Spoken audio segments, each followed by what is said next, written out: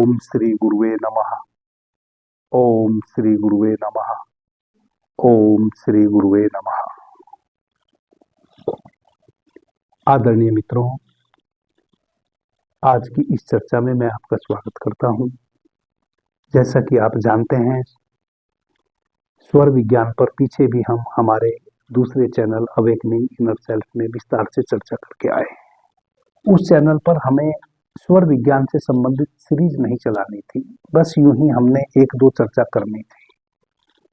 मित्रों के प्रश्न आते चले गए, हम आगे चर्चा करते चले गए, जिसका परिणाम यह हुआ कि कौन सी चर्चा पहले करनी चाहिए, कौन सी बाद में करनी चाहिए, वह सिलसिलेवार हम नहीं कर पाए।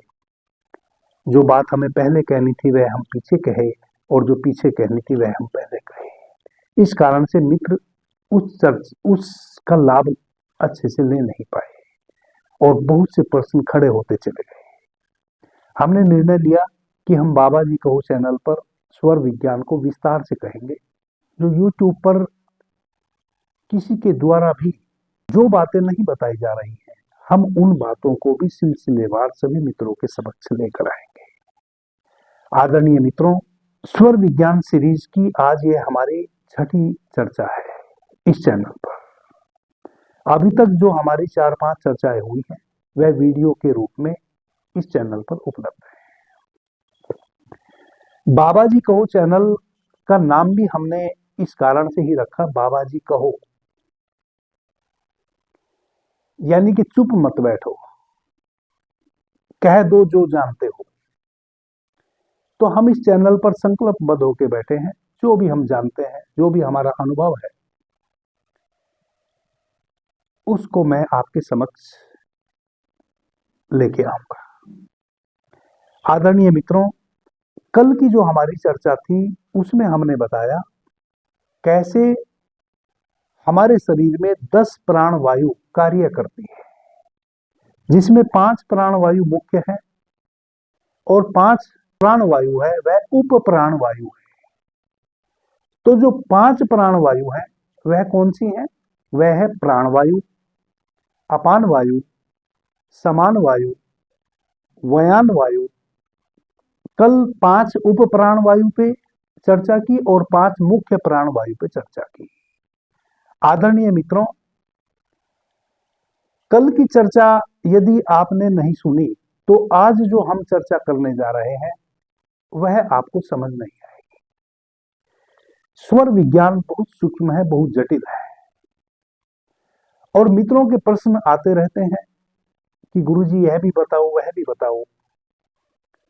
मैं समझता हूं कि मैं व्यवस्थित तरीके से स्वर विज्ञान की चर्चा आपके समक्ष बाबा जी कहो चैनल पर कर रहा हूं और करने जा रहा हूं। आगे भी 50 से भी अधिक हमारी चर्चाएं होंगी, तब जाके मैं पूरे स्वर विज्ञान को आपके समक्ष जितनी मुझे नॉलेज है उतना ला पाऊंगा।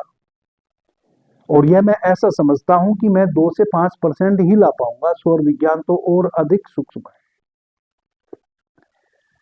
लेकिन आपसे मेरा निवेदन यह है, यदि आप स्वर विज्ञान के माध्यम से अपने जीवन को जीना चाहते हैं तो आपको एक एक चर्चा को सुनना होगा, एक एक चर्चा को सुन के अभ्यास करना होगा और पैशेंस भी रखना होगा।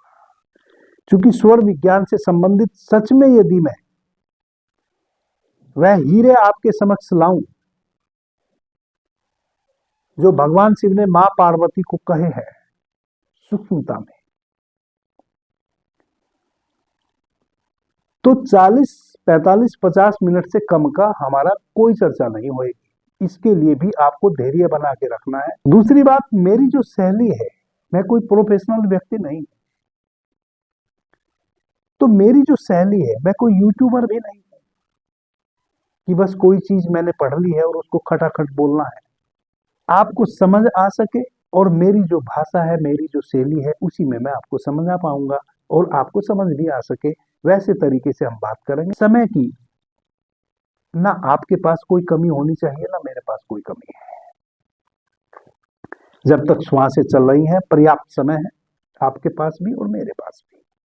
आदरणीय मित्रों,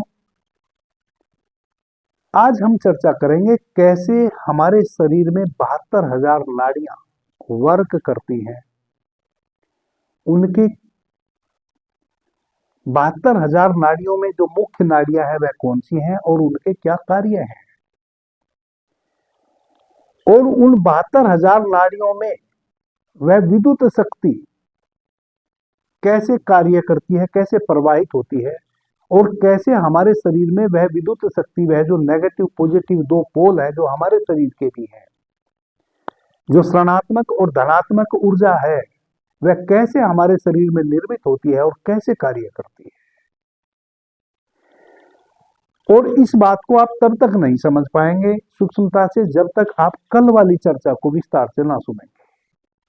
आपको कल की चर्चा 5 प्राण वायु हमारे शरीर में कैसे कार्य करती हैं और कहां स्थित है, और उनके हमारे भौतिक शरीर में क्या कार्य है और हमारी आध्यात्मिक उन्नति में क्या कार्य है, यानी कि स्वर विज्ञान में उन 5 प्राण वायु के क्या लाभ और हानि छिपे हैं, वह जब तक आप कल की चर्चा में नहीं समझ लेंगे, ना सुन लेंगे, तब तक आपको आज की जो चर्चा है वह शब्द से समझ नहीं आएगी।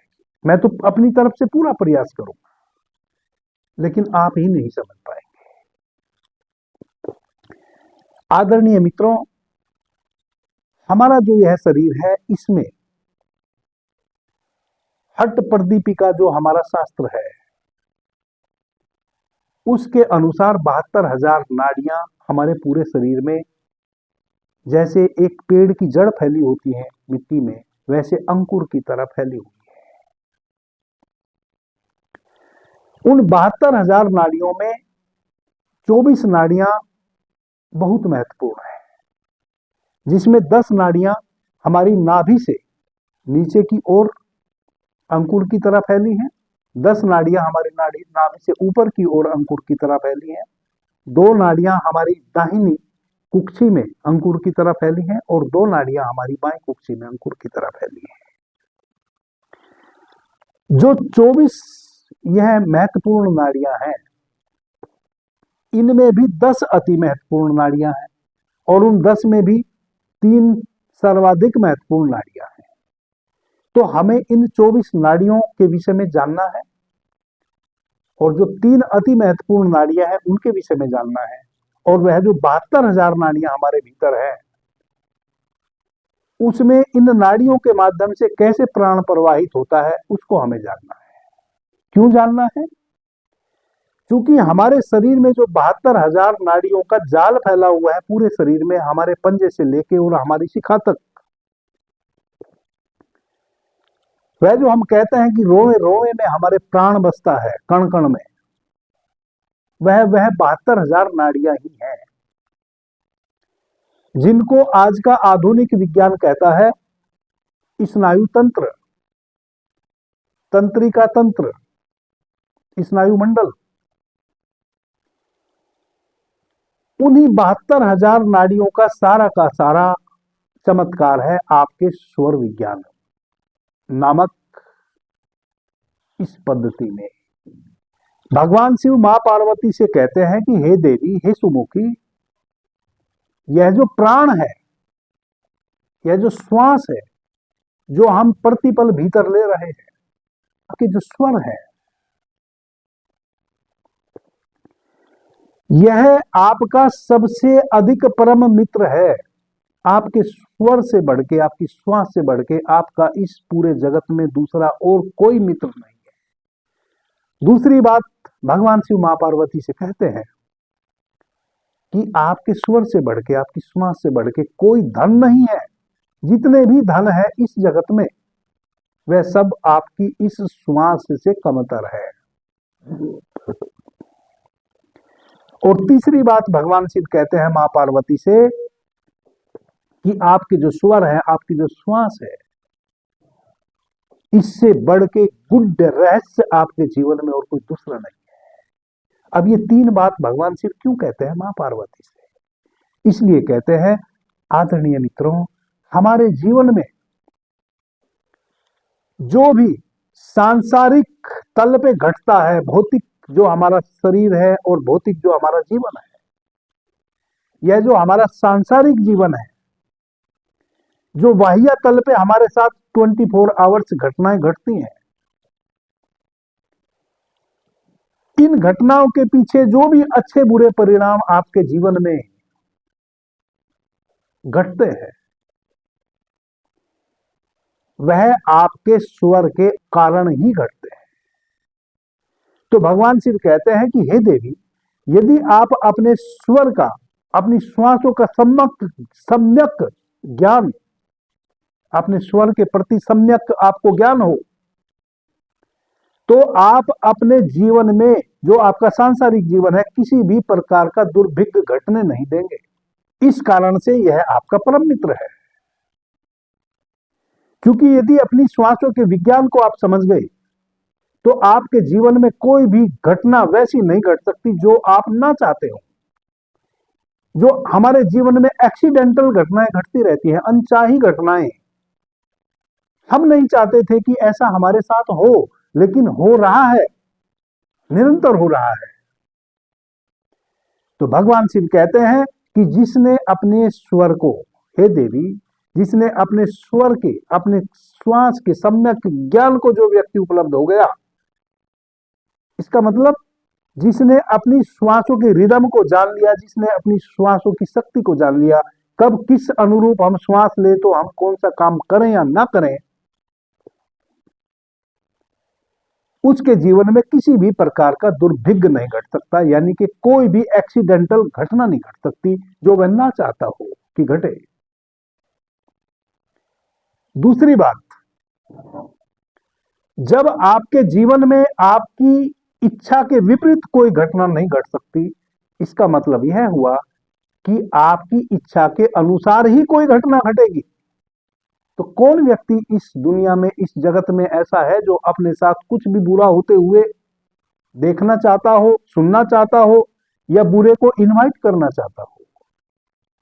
यानी कि आपके जीवन में सब कुछ अच्छा होगा, आपकी अकॉर्डिंग होगा, आपके अनुसार होगा, आपकी इच्छा के पक्ष में होगा।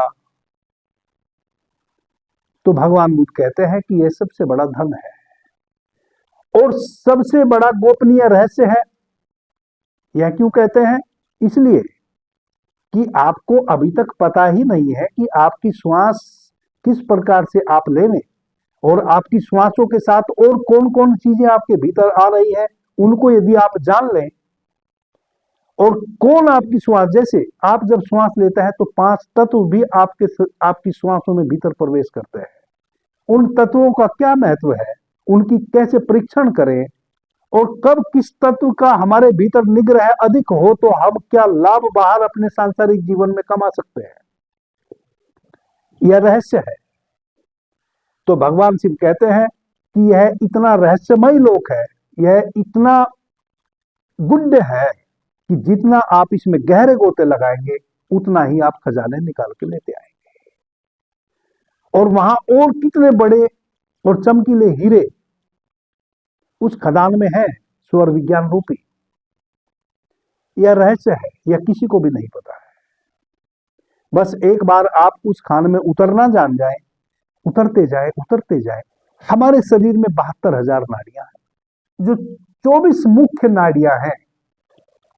तो इन नाड़ियों के जो नाम है, गांधारी, हस्त, जिह्वा, पूसा, गांधारी नाड़ी, हस्त जिह्वा नाड़ी, पूसा नाड़ी, यशस्विनी, अलम्बुसा, कुहू नाड़ी, शंखनी नाड़ी, जिह्वा नाड़ी, कुर्म नाड़ी, पैश्विनी नाड़ी, सरस्वती, सौम्या, सुरा नाड़ी, वारुणी, विलंबा और विश्वोधरी नाड़ियां मुख्य नाड़ियों में गिनी जाती हैं। इनमें भी 3 नाड़ी और अति मुख्य हैं, वह है आपकी ईड़ा, पिंगला और सुषुम्ना। आदरणीय मित्रों, ईड़ा नाड़ी यानी कि चंद्र स्वर, जो ऋणात्मक ऊर्जा का पोल है। पिंगला नाड़ी सूर्य स्वर, जो धनात्मक ऊर्जा का पोल है। हमारा जो दाहिना नोजल है, जो दाहिनी श्वास नलिका है, नासिका है, इसको हम कहते हैं सूर्य नाड़ी, पिंगला नाड़ी। यह धनात्मक विद्युत ऊर्जा का पोल है। हमारा जो लेफ्ट नोजल है, जो हमारी बाईं नासिका का छिद्र है, जो हमारी चंद्र नाड़ी है, जिसको हम ईड़ा नाड़ी भी कहते हैं, यह ऋणात्मक ऊर्जा का पोल है। तो यह जो दो हमारी नासिका के द्वार हैं, इन दोनों द्वारों से जो हम बारी बारी से श्वास भीतर लेते हैं, कभी हम धनात्मक ऊर्जा भीतर लेते हैं, कभी हम ऋणात्मक ऊर्जा भीतर लेते हैं। और एक तीसरी नाड़ी है सुषुम्ना। वह धनात्मक और ऋणात्मक दोनों ऊर्जा के बीच में एक न्यूट्रल पोल का कार्य करती है। यह हम आगे बताएंगे। आदरणीय मित्रों, हमारी यह तीनों नाड़ियां, हमारा जो मेरुदंड है और मेरुदंड का जो निचला हिस्सा है, जहां हमारी रीढ़ शुरू होती है, ईड़ा, पिंगला और सुषुम्ना, तीनों नाड़ियां हमारे मेरुदंड से वहां से जन्मती हैं और हमारे मेरुदंड से ऐसे सांप की तरह बल खाते हुए हमारे आज्ञा चक्र तक आती है। हमारे शरीर के भीतर जो 7 चक्र है, जहां से हमारी मेरुदंड शुरू होती है, वह हमारे शरीर का पहला चक्र है, जिसको हम मूलाधार चक्र कहते हैं। वहां से इन तीनों नाड़ियों का उद्भव होता है, ईड़ा का, पिंगला का और सुषुम्ना का। ईड़ा और पिंगला, सूर्य और चंद्र नाड़ी हमारी जो रीढ़ है उसके दोनों तरफ से ऐसे बल खाते हुए हमारे आज्ञा चक्र तक आती है। और सुषुम्ना नाड़ी बिल्कुल सीधी हमारे दशांश केंद्र में यहां आके हमारे सहस्त्रार पे, हमारी जो रीढ़ का यहां समापन होता है, जहां हमारी शिखा है, जहां हम चोटी रखते हैं, यहां ऐसे फन के रूप में ऐसे टिकी है। ईड़ा पिंगला आपके आज्ञा चक्र पे ऐसे टिकी है और सुषुम्ना पीछे से ऐसे ऐसे आके टिकी है, ऐसे फनाकार टिकी है। अब यह जो ईड़ा और पिंगला है, यह हमारे शरीर में 7 चक्रों का निर्माण करती है। आपने सुना होगा कि हमारे शरीर में 7 चक्र है। पहला मूलाधार चक्र, दूसरा स्वादिष्ठान चक्र, तीसरा मणिपुर चक्र, चौथा अनाहत चक्र, पांचवा विशुद्धि चक्र, छठा आज्ञा चक्र और सातवां सहस्त्रार चक्र। तो यह जो ईड़ा और पिंगला, यह जो चंद्र और सूर्य नाड़ी है, इन्हीं से हमारे शरीर में चक्र निर्मित होते हैं। इसको सूक्ष्मता से आप समझ लें। जहां से इनका उद्भव होता है वह मूलाधार चक्र है, यानी कि हमारी रीढ़ का निचला हिस्सा, जो हमारे प्रजनन केंद्र के जस्ट पीछे है, काम केंद्र के जस्ट पीछे है, सेक्स सेंटर के जस्ट पीछे है। तो वहां यह तीनों नाड़ियां ऐसे लपेटे मार के पड़ी हुई है, ऐसे पड़ी है। तो जहां भी यह लपेटे मारती हैं, ऐसे सांप की तरह, जैसे सांप कुंडली मार के बैठ जाता है, यह दोनों नाड़ियां जहां भी ऐसे कुंडली बनाती हैं, जैसे यह चक्राकार हो जाती है, गोल गोल घूम के यह सुस्त पड़ी हैं, वही एक चक्र निर्मित हो जाता है। जितने चक्र इन्होंने ऐसे लगाए हैं, उसी को ऋषि कहते हैं कि इतने कमल दल का एक चक्र है। जैसे सहस्त्रार चक्र और मूलाधार चक्र। तो मूलाधार चक्र जो है वह केवल 4 पंखुड़ी है, 4 पंखुड़ी वाला एक कमल है। यानी कि वहां आपकी ईड़ा और पिंगला, आपकी सूर्य और चंद्र नाड़ी ने 4 ऐसे लपेटे खाए हुए हैं। इसी प्रकार से जब आपकी नाड़ियां सहस्त्रार में आ जाती हैं, तो यहां यह हजारों लपेटे ऐसे मारती है आपके सहस्त्रार चक्र में। तब वह यहां आके आपके आज्ञा चक्र पे स्थित है। आपकी रीढ़ में ऊपर उठते हुए जहां भी यह चक्राकार हो जाती है, गोल गोल घूम जाती है, फिर थोड़ा ऊपर उठती हैं, फिर गोल गोल गोल गोल घूम जाती हैं, फिर थोड़ा ऊपर उठती हैं, फिर गोल गोल गोल गोल घूम जाती हैं। वही एक चक्र निर्मित हो जाता है, इसी को चक्र कहते हैं। तो यह मैं इसलिए कह रहा हूं कि आगे की बात समझना बहुत अनिवार्य है। तो इस प्रकार से हमारे इस मेरुदंड में, जहां से हमारी रीढ़ शुरू होती है और जहां हमारी रीढ़ का अंत होता है, हमारे सहस्त्रार चक्र में जहां हमारी शिखा है, वहां तक हमारे शरीर में 7 चक्र यह दोनों नाड़ियां निर्मित कर लेती है। और जो सुषुम्ना नाड़ी है वह इन सारे चक्रों को भेदते हुए बिल्कुल सीधे हमारे मूलाधार चक्र से बिल्कुल सीधे ऐसे उठती है। यह जो हमारी रीढ़ का अंतिम भाग है, जिसको हम 10वां द्वार कहते हैं योग की भाषा में, वहां ऐसे फन आकार आके यह टिकी है और इड़ा पिंगला ऐसे टिकी है। हम बिजली उत्पन्न करते हैं तो कैसे करते हैं? हम किसी भी नदी के बहाव को पहले रोकते हैं, बांध बनाते हैं, उस नदी के बहाव को रोक देते हैं। जब नदी यूं अपनी गरिमा में बह रही हो, अपनी स्वतंत्रता में बह रही हो, तो वह बहुत चौड़ा फांट लेके चलती है और बहुत धाराओं में बहती है। इसलिए उसके जो बहाव है उसमें कोई खास शक्ति नहीं होती।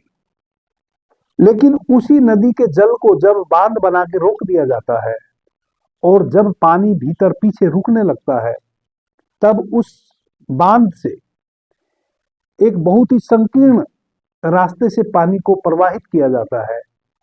तो पानी का जो फोर्स है वह यूं जो नदी में नेचुरली बह रहा था, उससे कई हजार गुना ज्यादा शक्ति से पानी बाहर बहता है। उसमें हम एक टरबाइन लगा देते हैं। वह टरबाइन उस पानी के दबाव से निरंतर जो पानी का बहाव संकीर्ण रास्ते से हम कर रहे हैं, वह पानी जाके पड़ता है टरबाइन की पंखड़ी पे, वह घूमती है, उससे इलेक्ट्रिसिटी निर्मित होती है। उस टरबाइन से विद्युत उत्पन्न होती है। वह विद्युत बहुत घनी होती है। एक धनात्मक और एक ऋणात्मक दो ऊर्जा के पोल तैयार हो जाते हैं उस टरबाइन से। एक चुंबकीय शक्ति निर्मित हो जाती है। फिर हम उस चुंबकीय शक्ति को प्रवाहित करते हैं एक तार के माध्यम से बिजली घर में। उस बिजली घर में बड़े बड़े ट्रांसफार्मर लगे हैं। वह ट्रांसफार्मर उस बिजली को, जो टरबाइन ने बहुत अधिक शक्तिशाली विद्युत उत्पन्न की है, उस बिजली को वहां कंप्रेस करती है, तोड़ती है। वहां बड़े बड़े ट्रांसफार्मर उसको ट्रांसफॉर्म करते हैं, उसके वेग को कम करते हैं और 11,000 वोल्ट में उसको आगे एक छोटे ट्रांसफार्मर में प्रवाहित कर देते हैं।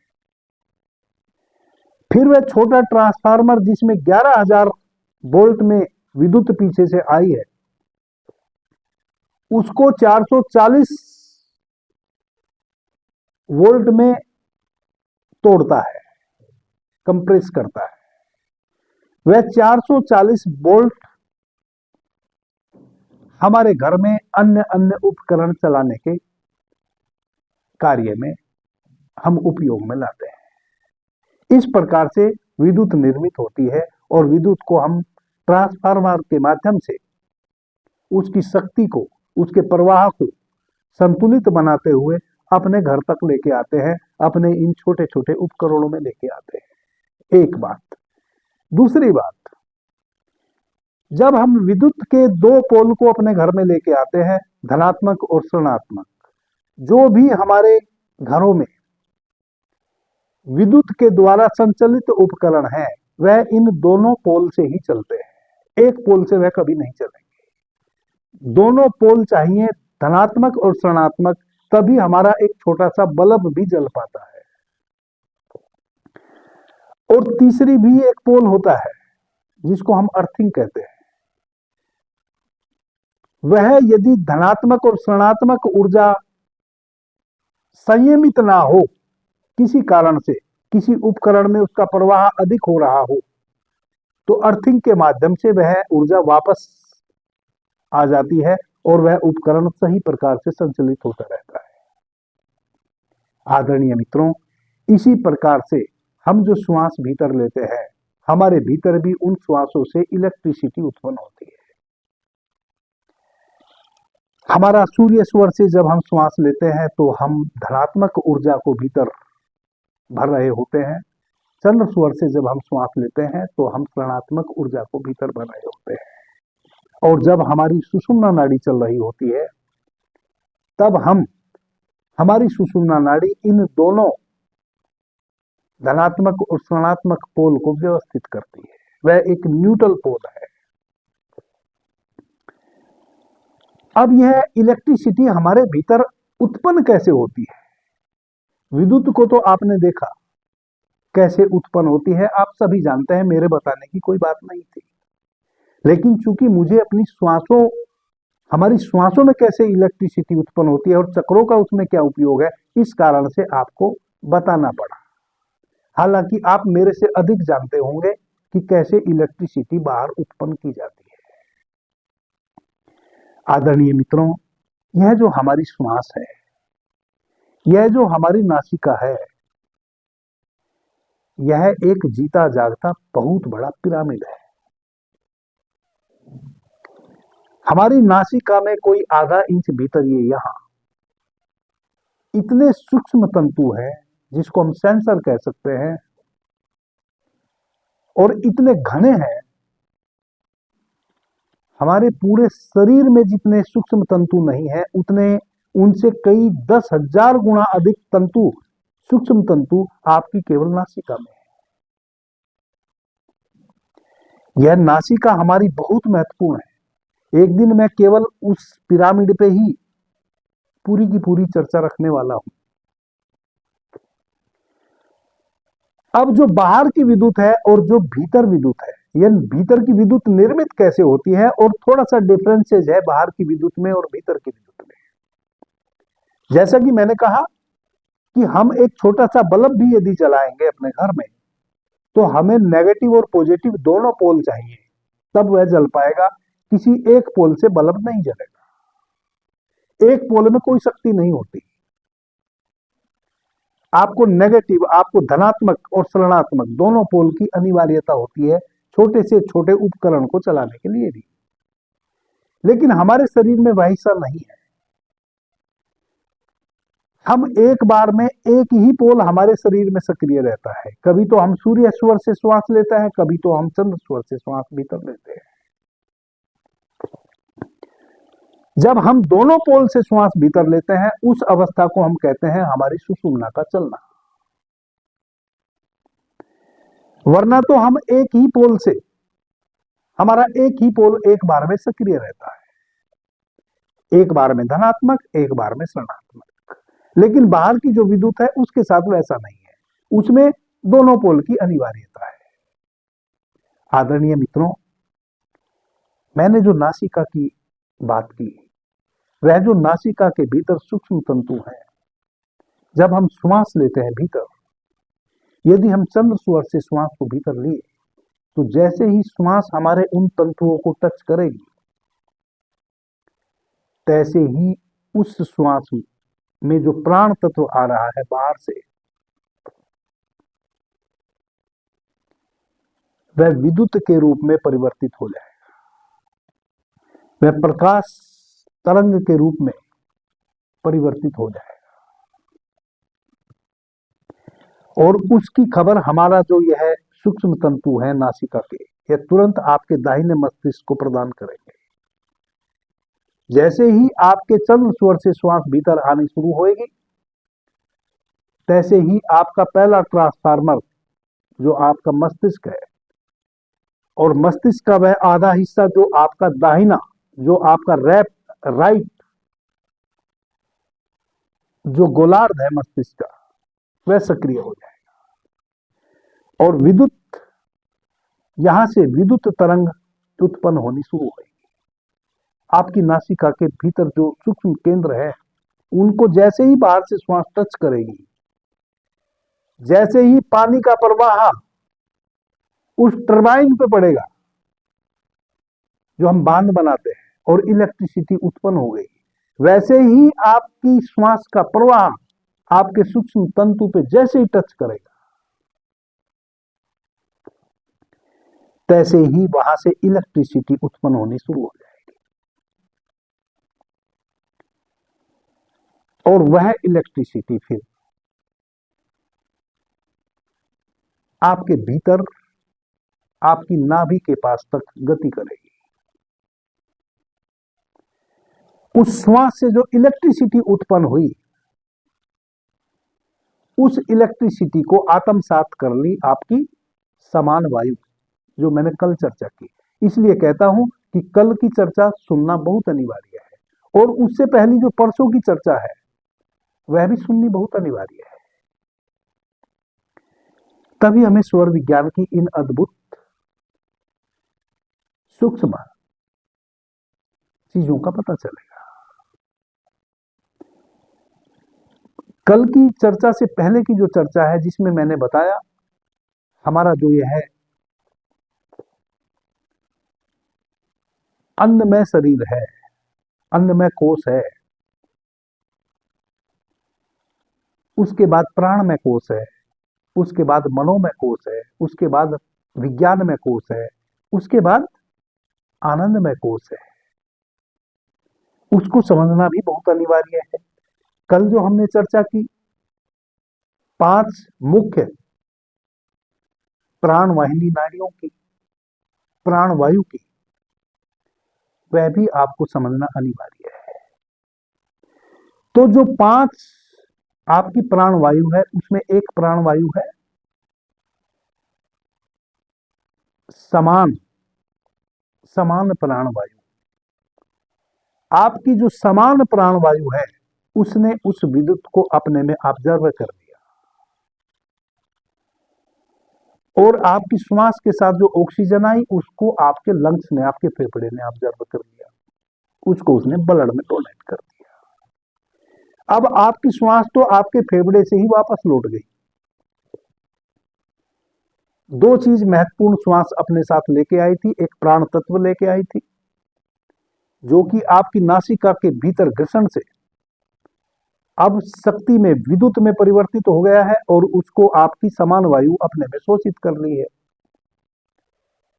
और आपके लंग्स ने उसमें से ऑक्सीजन ग्रहण कर ली, जो आपके ब्लड को डोनेट कर दी, और जो कार्बन डाइऑक्साइड थी उसको निश्वास के माध्यम से बाहर आउट कर दिया। श्वास आपकी बाहर चली गई। कहें कि आपकी वायु, आपकी प्राणवायु बाहर चली गई। अब जो वह समान वायु ने विद्युत को अपने में शोषित कर लिया है, उस विद्युत को वह आपकी नाभि केंद्र पे स्थापित करेगी। आपकी नाभि केंद्र से 10 नाड़ियां, प्राणवाहिनी नाड़ियां नीचे की तरफ फैली हैं, जैसे कि मैंने बताया 10 ऊपर की ओर फैली हैं, 2 दाया और 2 बाया।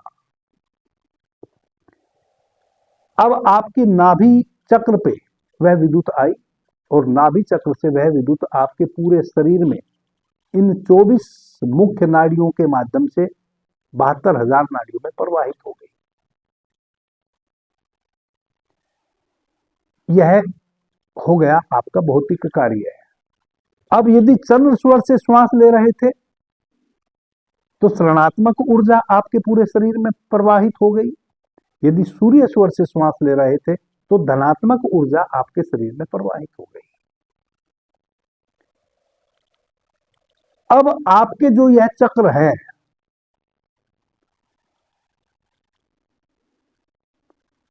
इनका कार्य है उस ऊर्जा को ट्रांसफॉर्म करना। कौन से चक्र पे आपकी ऊर्जा अधिक मात्रा में सक्रिय है, आपके जीवन में उस चक्र से संबंधित अच्छे या बुरे प्रभाव पड़ने शुरू हो जाएंगे। जैसे जब टरबाइन से विद्युत निकलती है तो एक बड़े बिजली घर में जाती है और बड़ा बिजली घर फिर वहां से उसको 33,000 वोल्टेज में तोड़ता है। फिर वह 33,000 वोल्टेज एक छोटे एक फीटर में उसको लेके जाती है, वहां से फिर उसको वह 11,000 में तोड़ता है और वह 11,000 वोल्टेज की ऊर्जा फिर एक छोटे ट्रांसफार्मर में जाती है, वह उसको 440 वोल्ट में तोड़ता है। इस प्रकार से वह विद्युत आपके घर तक पहुंचती है और आपके उपकरणों को चलाने का कारण बनती है। वैसे ही आपके शरीर में जो 7 चक्र हैं, जिस चक्र पे प्राण ऊर्जा अधिक गति करेगी, उस चक्र को ही हम कहेंगे कि वह चक्र हमारा सक्रिय है, और उस चक्र से संबंधित हमारे जीवन में घटना घटनी शुरू होगी। अब हमारी जो श्वासें हैं, इनके साथ एक चीज और है। विद्युत तो उत्पन्न हो ही गई भीतर, जो कि प्राणवाहिनी 72,000 नाड़ियों में फैल गई। हमारी श्वासों के साथ यह जो हमारा शरीर 5 तत्वों से निर्मित है, और यह ब्रह्मांड भी 5 तत्वों से निर्मित है, पृथ्वी, जल, अग्नि, वायु और आकाश, यह भी हम प्रत्येक श्वास के साथ भीतर लेते हैं। यह भी हमारे उन 7 चक्रों को प्रभावित करते हैं। तो इस प्रकार से वह विद्युत हमारे जो 7 चक्र हैं, उस विद्युत को यह 7 चक्र नियंत्रित करते हैं।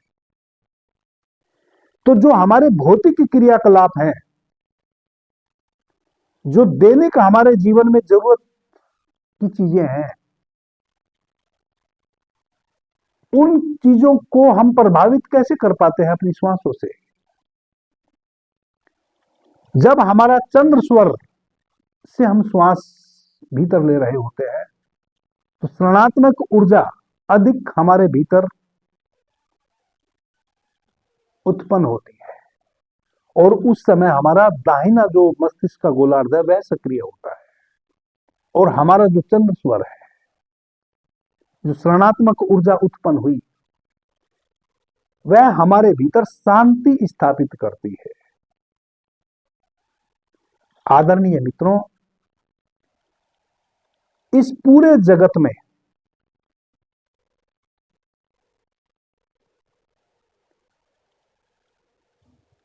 जो भी निर्वृत्ति के कार्य होते हैं, वह सब शांत अवस्था में होते हैं। एक पेड़ निरंतर बढ़ रहा है, फैल रहा है, फूल रहा है,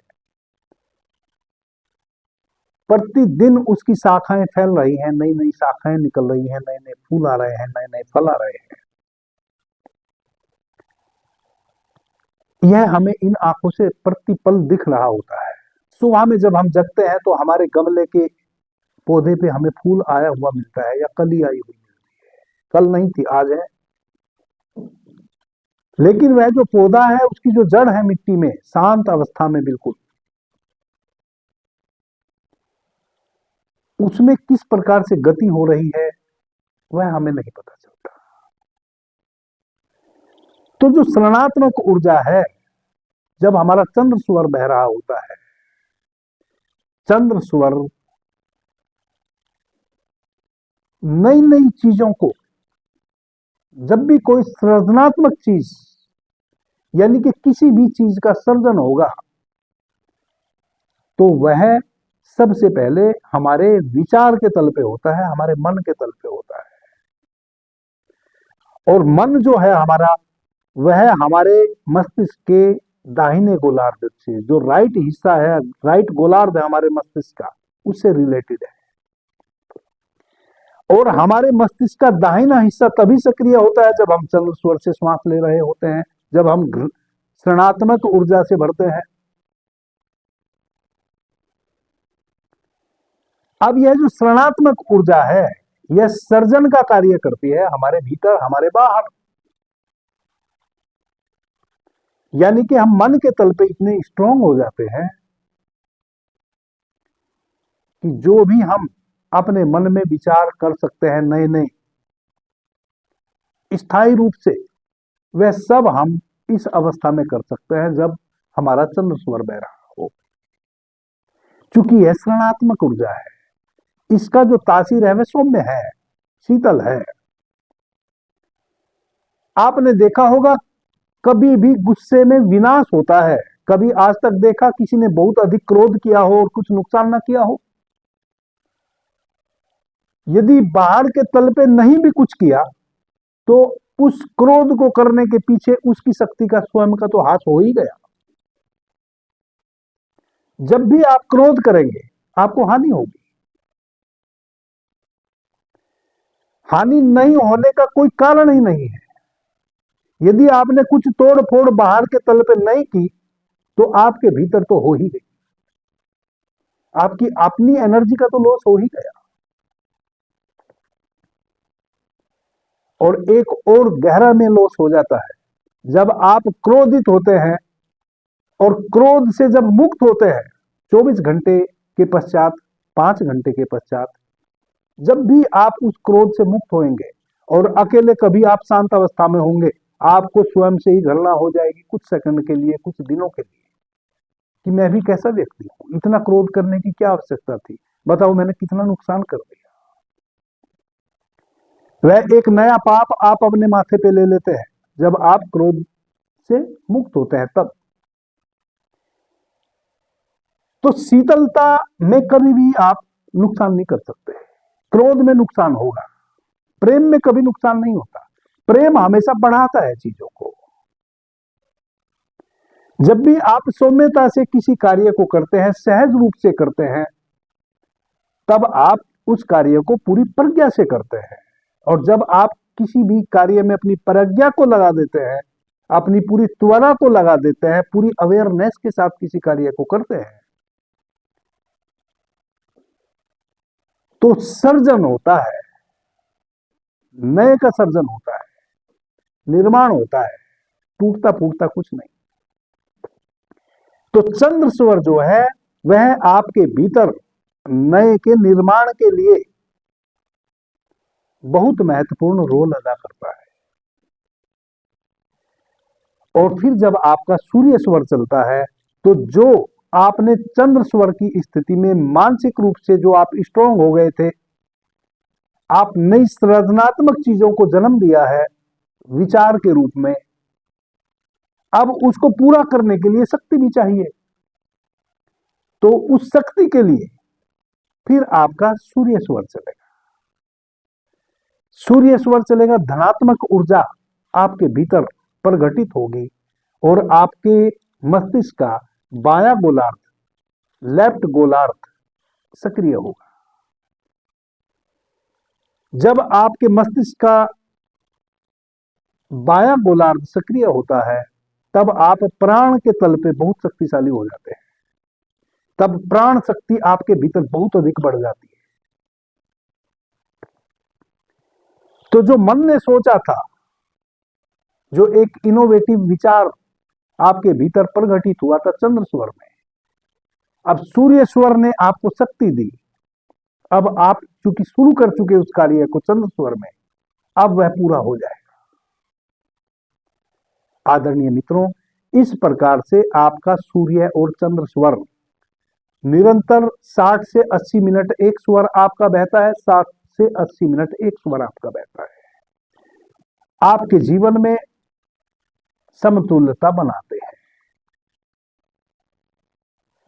वही जब आपकी सुषुम्ना नाड़ी चलती है, वह क्यों चलती है और कब चलती है? जब आपका एक स्वर दूसरे स्वर में परिवर्तित होता है, जब आपका ऋणात्मक ऊर्जा का पोल बंद होता है और धनात्मक ऊर्जा का पोल सक्रिय होता है, वैसी अवस्था में इधर से उधर श्वास को ट्रांसफर होने में आपकी सुषुम्ना नाड़ी एक न्यूट्रल शक्ति का कार्य करती है। क्योंकि उस समय कुछ क्षण के लिए आपके दोनों स्वर से आप बराबर श्वास लेते हैं। आपकी धनात्मक ऊर्जा और आपकी ऋणात्मक ऊर्जा, आपके दोनों पोल सक्रिय हो जाते हैं। जैसे बाहर दो पोल विद्युत के आपके घर में आते हैं और कोई उपकरण चलाने के पीछे सहायक होते हैं। अब कुछ मिनट, कुछ सेकंड के लिए आपके दोनों पोल सक्रिय हो गए। वैसी अवस्था में आपकी सुषुम्ना नाड़ी, इसको हम कहते हैं सुषुम्ना नाड़ी, सुषुम्ना नाड़ी उन दोनों पोल के बीच में एक सेतु का कार्य करती है ताकि आपके भीतर कोई खतरनाक विस्फोट ना हो जाए। क्योंकि जब दोनों पोल सक्रिय होते हैं तो जो मूलाधार चक्र में आपकी सुषुम्ना नाड़ी बिल्कुल सोई पड़ी है, यहां आपके मूलाधार चक्र से पहली बार सुषुम्ना नाड़ी में प्राण शक्ति प्रवेश करती है। और कैसे करती है वह मैंने कल के वीडियो में बताया था। वह आपकी अपान समान वायु के कारण करती है। और जब आपकी सुषुम्ना नाड़ी में वह शक्ति प्रवेश करती है, प्राण शक्ति प्रवेश करती है, तो वह सीधा आपके सहस्त्रार पे आती है। वह क्षण वह होते हैं जब आप अतिशय शक्तिशाली होते हैं। आगे हम इस पे विस्तार से चर्चा करेंगे। तो इस प्रकार से आपके यह तीन जो स्वर है, इड़ा, पिंगला और सुषुम्ना, यह प्राण ऊर्जा को भीतर लेते हैं और आपकी नासिका के भीतर जो सूक्ष्म तंतु है, वह जो श्वास आप भीतर लेते हैं उसमें इलेक्ट्रिसिटी उत्पन्न करते हैं। वही इलेक्ट्रिसिटी जब आपके भीतर उस इलेक्ट्रिसिटी का प्रवाह होता है, आपकी 72,000 नाड़ियों में वह शक्ति फैलती है।